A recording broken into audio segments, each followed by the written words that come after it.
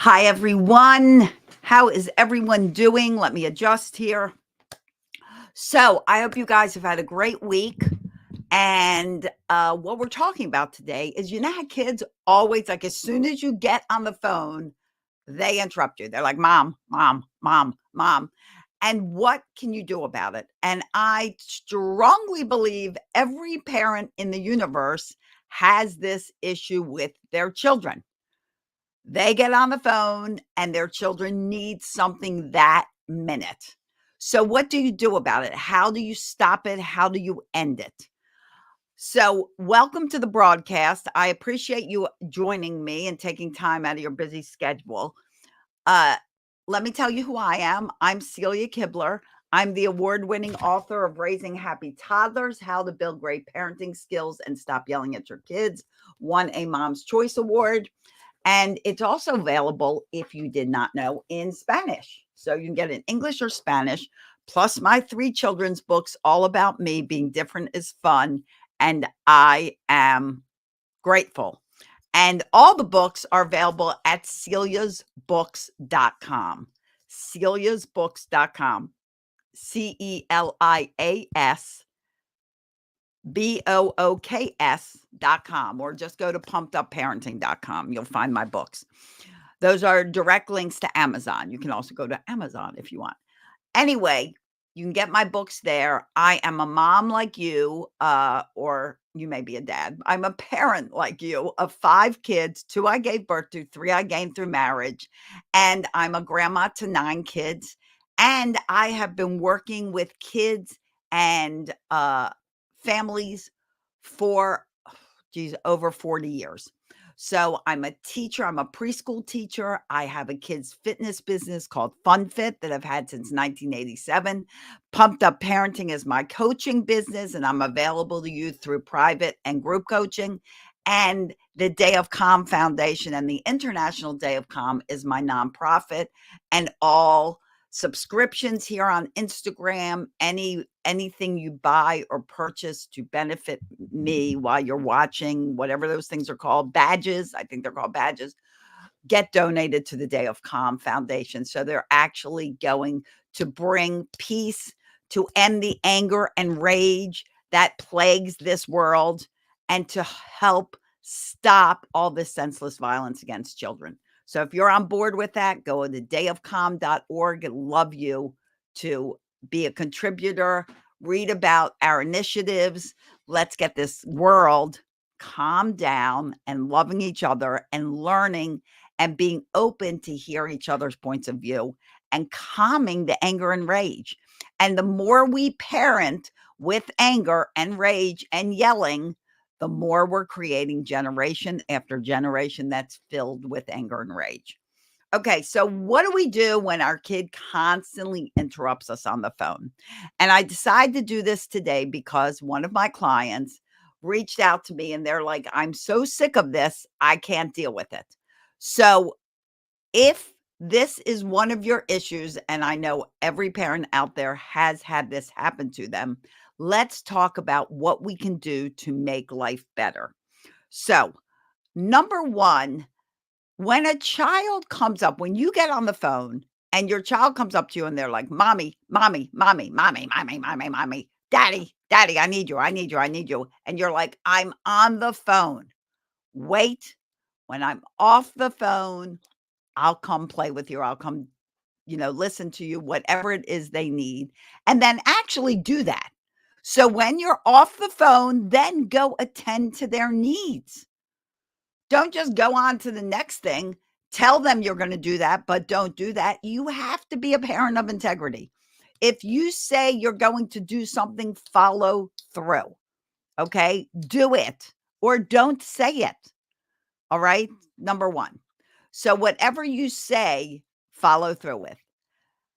Number two, if you're getting on the phone and you don't always have time for this, but good morning, Adit. If you're on the phone and you're able to, you have an important phone call and you're able to prepare for that in advance, like, okay, at 10 o'clock, I have a call. If you know that, then why don't you go over to your child, spend some valuable playtime, run around with them, burn some of their energy, and then let them know you have a call. And after you're done your call, you will come back and we'll play again. So you can be proactive for the calls you know you're going to have by actually burning their energy, giving them positive attention before and after the call, and that will prevent them running up to you and interrupting you. Will it 100%? Probably not, but for the most part, it will. Now, let me address a controversial reason that this happens. And the reason I say it's controversial is because a lot of people don't agree with me. But I am all about being respectful to your children. Why? Because respect is learned. Screaming and yelling does not create respect. The opposite. It creates fear, actually. So if you're screaming and yelling at your kids, they're now afraid of you. Okay. So, what creates respect between you and your children? Respect. Respect is a two-way street. Respect is taught. So let me give you an example of what I'm referring to. Most parents will go into their children while they're playing and say, I need you to come to dinner right now. Stop playing. I need you to come to dinner. Or I need you to turn off your tablet. Come take a bath. They will demand their attention and demand that they do something the second they ask. So for everyone watching, who here expects your child to respond to you the second you ask them? Give me some emoji, raise your hand, say me, do something to acknowledge if you expect your child to respond to you the second you ask them to do something. You want it done that second you ask. Okay. So let me know if that's you. I'm willing to bet it's a lot of you, and maybe there's a delay, so you may not want to admit it, but I know a lot of you expect your child to respond to you the second you ask them. Luana, yes. So here is this thing. I'm going to explain to you so you understand, so you realize that what they're doing when they're interrupting you on the phone is the same thing. Okay. So if you walk over to your child and they're playing with their cars, doing whatever it is they're doing, and you think, well, this is not very important, to them, it is important. Playing with cars may not be important to you, but it is to them, okay? So if you walk over and they're playing very nicely and you're like, "You need to stop playing," or "You need to stop your tablet," or "You need to stop whatever it is you're doing. It's time for dinner. Come to dinner now." And then they don't come and you get all mad and you're like, "You need to come to dinner now." Here's the thing. That is no different than them coming to you when you're on the phone and going, "Mommy, mommy, mommy, I need you. I need you. I need you." They are demanding your attention and demanding you to stop doing what you're doing immediately to address their needs. That is the same thing you're doing. You're demanding their attention, having them stop what they're doing so they can address your needs. There's no difference in that. So if they are playing and instead of saying you need to stop doing whatever it is you're doing and you need to go take a bath, if you start teaching respect for what they're doing by saying, "Honey, I see you're playing. It's almost bath time. Do you need 1 or 2 more minutes to play?" Now you are offering them their own responsibility to stop playing and go on to the next thing. You are not demanding they stop the second you ask. You are giving them a choice to let them finish what they're doing and then go do what has to be done next. What does this do? Number 1, it respects what they're doing. So by saying, "Do you need 1 or 2 more minutes to finish up?"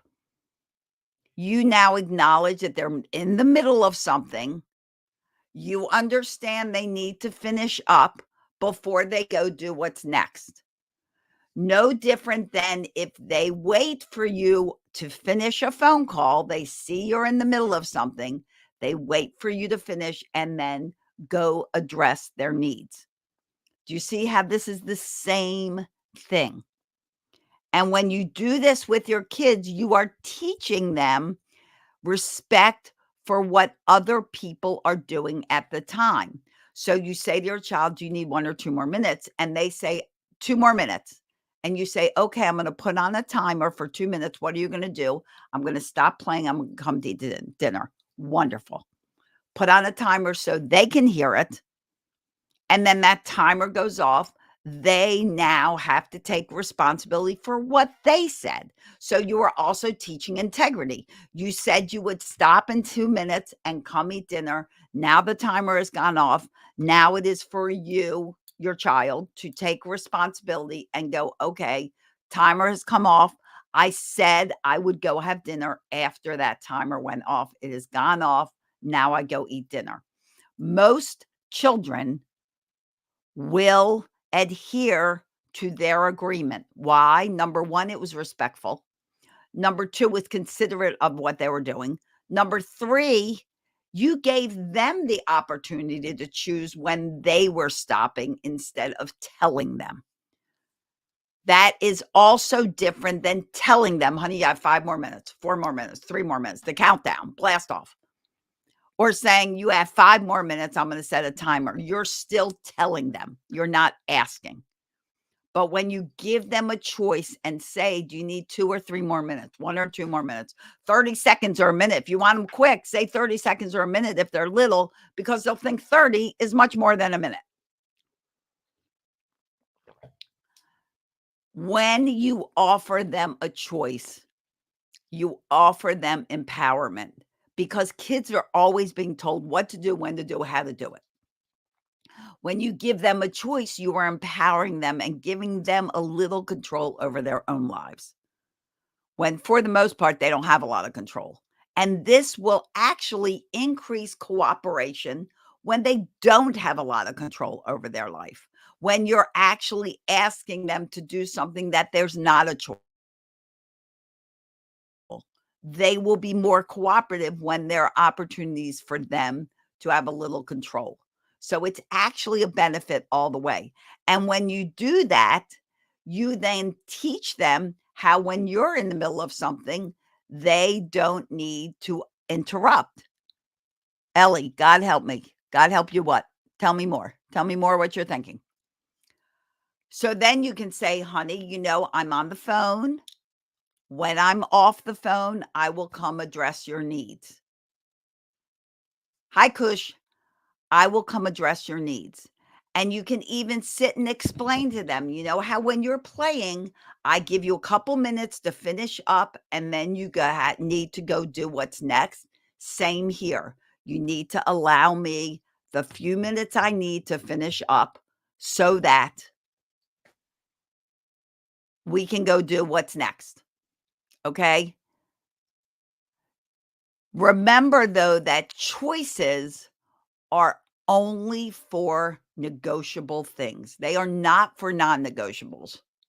It means I have been doing it all wrongly. Oh, well, you know what? It's it's not. I want you all to remember that I don't give you these advice and this tidbits, this techniques and tips for you to feel bad about what you've been doing, because here you are and you just learned another way, and that's great because now you can start doing it differently. It's never too late. That's the good news. It's never too late to change up more cooperation, to create more listening skills for your kids, to encourage them, to teach respect. It's never too late. So that's the good news. So try this. I challenge you to try this today or tomorrow, depending on where it is, during the day. Maybe your kids are in bed already, but depending on where it is, where you're listening to, try it with them. Okay. So next time you need them to do something, I'm doing great, Kush. I hope you're doing well as well. Instead of just going, guys, get. I need you to go take a bath. Go take a bath. No, I don't want that. I just want to finish I want to finish coloring. I don't care. I need you to take a bath. What is the big deal if they finish coloring? Now, do you want them to have hours more of coloring? Of course not. You have to go take a bath. But if you are going up to them and being like, you got 5 more minutes, I'm setting an alarm in 5 minutes, you're going to take a bath. If you are telling them that, then it is 5 minutes before you need them to take a bath. So instead of saying you have 5 more minutes, now say, would you like 2 or 3 more minutes to finish coloring before it's bath time? And let them tell you. Let them say 3 minutes. They might say 2. Little kids don't really have like which is more. So whatever they say, like if they say 2 minutes, don't be like, "Oh no, 3 is more." Just say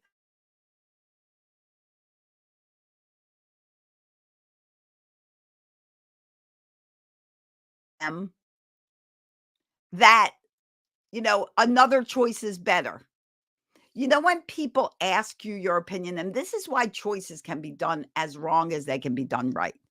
You know how people will ask you your opinion, "What would you like for this?" And you tell them and they're like, "Oh, no, I don't want that." You're like, "Don't ask me next time." I know you all know this because this happens to everybody. Someone asks your opinion and they do not value your answer and they don't take it into consideration. And they're like, forget it. Never mind. Thanks for your opinion, but I'm not using it. Makes you feel like garbage. And it makes you feel like, don't ask me next time. Well, that's how your kids feel. If you ask them a question, they offer an answer and you blow it off. The same thing. They'll think, "Don't even ask me next time." Okay? So when they offer you if you ask and they offer an answer, take it. Say, "Okay, great, 2 minutes. Alright, I'm gonna set the timer. What are you gonna do in 2 minutes?" "I'm gonna stop playing and go take a bath." "Perfect. Here's the timer." Let them hear that timer. Do not take that timer with you. If it's on your phone, leave the phone. Whatever it is, because when they hear the timer, that's where you teaching them integrity and responsibility comes in. Because now their job is to agree to what they said. They heard that timer, and now it's up to them to be in integrity with what they said they would do, to follow through. So when they hear that timer, they should stop what they're doing and go do what you ask them to do. And most kids will because they chose when to stop. Your times are up to you. 2 minutes, 3 minutes, 3 or 4 minutes, 1 or 2 more minutes. Those are your choices. But the ultimate result, what ultimately gets picked is their choice. And that's where the magic happens. This is where most people say to me, "This is like magic." But it's not like magic. You're so welcome, Luana. It's not like magic, it's respect. And when you have a situation where they're interrupting you on the phone, now you have a reference. Number 1, they will realize that you're busy. Number 2, you can be proactive if you're able to. I mean, a lot of times phone rings and you're not able to prepare for it. But if you know you have an important call, show them that special one-on-one attention before the call. Burn some energy, run around with them, play with them, get on your call, let them know I'm on a call, can't be disturbed, but you can play. And then after I'm done my call, I'll come back. We'll play another game. We'll color a picture. We'll do something together for 5 minutes. Doesn't have to be a long time because you have other things to do. That's if you know the call's happening.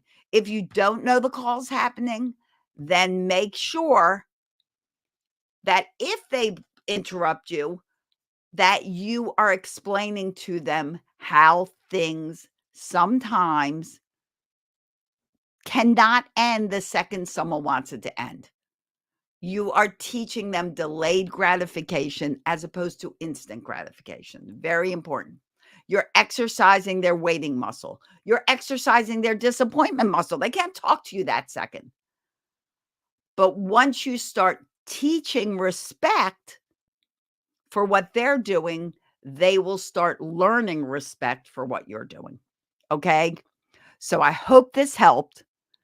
Got to get to a client in a few minutes, so I'm going to end here. If you have any questions, or if you guys, excuse me, would want to sit with me privately and have an hour conversation about what's going on with your children and your family, reach out to me. Send me a message here on Instagram. Go book an SOS call. An SOS call is to resolve a problem. You've got a problem. Let's get on the phone and let's talk about it. We'll get on Zoom. If you want an SOS call, they're very affordable, $50, resolves an issue that's bugging you every single day. Is it worth your daily stress, or is it worth it just to invest a little money, very little, and get something resolved and find more peace and harmony in your home?